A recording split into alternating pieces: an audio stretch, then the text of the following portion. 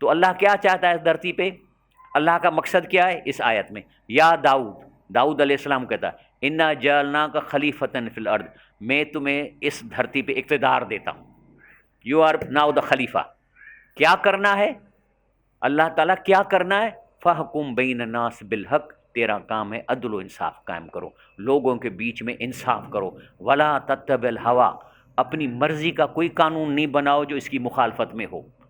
یہاں سمجھو کہ اللہ کہتا ہے کہ یہ کرو، میں کہتا ہوں نہیں یار اس سے یہ بہتر یہ نہیں، فَيُضِلَّكَ عَن سَبِيلِ، اگر اس طرح کرو گے تو تم اللہ کے راستے سے بھٹک جاؤ گے۔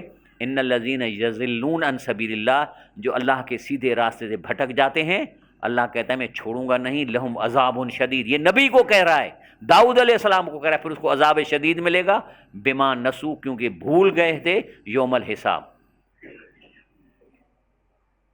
یہ جو مقصد ہے نا کہ اس دھرتی پہ اللہ نے ہمیں پیدا کیا ہے انصاف قائم کرنے کے لیے، یہ صرف قرآن میں نہیں ہے، یہ انجیل میں لیا ہے۔ انجیل کی آیت نمبر متی 106، یہ سندھی میں ترجمہ کرتا ہوں۔ انجیل میں لکھا ہے تمہارا پاک نام پہچانا جائے، تیری بادشاہی آئے یا نہ تیرا حکم آئے، تیری مرضی جس طرح آسمانوں میں پوری ہوتی ہے زمین میں بھی ایسی پوری ہو۔ یہ ہے نا مقصد زندگی کا۔ جو بھی بڑی کتابیں سب ہیں، اب میں نے اس کو بھگوت گیتا سے لیا ہندوؤں کے، کیا ہے اس میں؟ عمل تم بھی ایسا کرو میری جاں ہو جس میں صلاح و فلاح جہاں۔ اسی طریقے سے مولانا عبید اللہ نے لکھا ہے قرآن کا شعور انقلاب میں۔ مولانا عبید اللہ صاحب جو ہے نا شیخ محمود الحسن کا شاگرد ہے اور اس کی مشن لے کے چلا تھا۔ کہتا ہے کہ قرآن کے متعلق یہ کہا گیا ہے کہ ھدی للمتقین، کہ یہ متقین کے لیے ہدایت ہے، یعنی ادھر متقین کا ترجمہ کرے یعنی انصاف کرنے والوں کے لیے رہنمائی کا کام کرتا ہے۔ یہ قرآن پاک انصاف قائم کرنے والوں کے لیے رہنمائی کا کام کرتا ہے۔ اس ایک جملے نے قرآن حکیم کی حکمت ضبط کر دی ہے۔ اب جو بھی آدمی قرآن پڑھنے کا مقصد، جو آدمی تلاوت کر رہا ہے اور اس کا تلاوت کا مقصد انصاف قائم کرنا نہیں، تو وہ حقیقت میں قرآن نہیں پڑھ رہا، بلکہ وہ منافقانہ نماز کے لیے، کوئی دنی فائدے کے لیے قرآن کو ڈھال بنا رہا ہے۔ اگر تیرا قرآن پڑھنے کا مقصد انصاف قائم کرنا نہیں، تو پھر آپ منافقانہ طریقے سے اس کو ڈھال بنا رہے ہیں کہ میں بڑا کوئی بزرگ ہوں اس لیے مجھے چندہ دو۔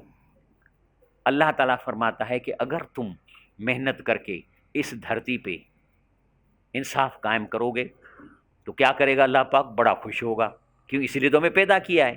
کہتا ہے وَلَوْ أَنَّهُمْ أَقَامُوا التَّوْرَاةَ وَالْإِنجِيلَ، کہتا ہے اگر یہودی تورات کا نظام قائم کر لیتے یا عیسائی انجیل قائم کر لیتے، وَمَا أُنزِلَ إِلَيْهِمْ مِن رَبِّهِمْ، یا جو ان کی طرف یعنی قرآن کی طرف نازل ہوا ہے، تو اس کا فائدہ یہ ہوتا لَأَكَلُوا مِن فَوْقِهِمْ، تمہیں اتنا رزق دیتا کہ اوپر سے بھی کھاتے، وَمِن تَحْتِ أَرْجُلِهِمْ، پاؤں کے نیچے سے بھی کھاتے۔ اسی لیے کہا جاتا ہے کہ ایمان کائنات اور انسان کے بارے میں علم کا حقیقی نام ہے۔ ایمان ہے کیا؟ اس کا مطلب ہے کہ ہمیں کائنات کا بھی علم اور انسان کا جب علم ہوتا ہے تو یہ اصل ایمان ہے۔ اس کا معرفت ایمان کہتے ہی اسی کو، یعنی اس میں فی ظلال قرآن میں سید قطب شہی لکھتا ہے کہ اسلام میں کسی ایسے ایمان کا تصور نہیں۔ دیکھو یہ باتیں میں آپ کو یا تو قرآن سے دے رہا ہوں یا حدیث سے یا تفسیر مستند تفسیر سے، میری کوئی اس میں کنٹریبیوشن نہیں ہے۔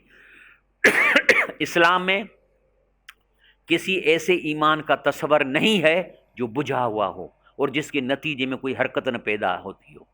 ایمان حرکت پیدا کرتا ہے، ظلم کے خلاف غیرت دلاتا ہے، رشوت کے خلاف غیرت دلاتا ہے۔ ایسی حرکت نہ پیدا ہوتی ہو جو پوشیدہ ہو، زندہ شکل میں مومن کی ذات سے باہر نہ آتا ہو، تو ایسا کوئی ایمان نہیں ہے۔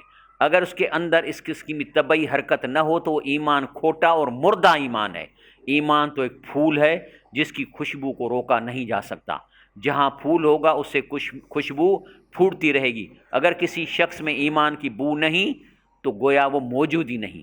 نیک عمل در حقیقت ایمان کا قدرتی پھل ہوتا ہے۔ ایمان کا پھل کیا ہے؟ نیک عمل۔ اور جب ایمان کسی قلب میں جاگزین ہوتا ہے تو عمل صالح کی اس کی ذاتی حرکت ہوتی ہے۔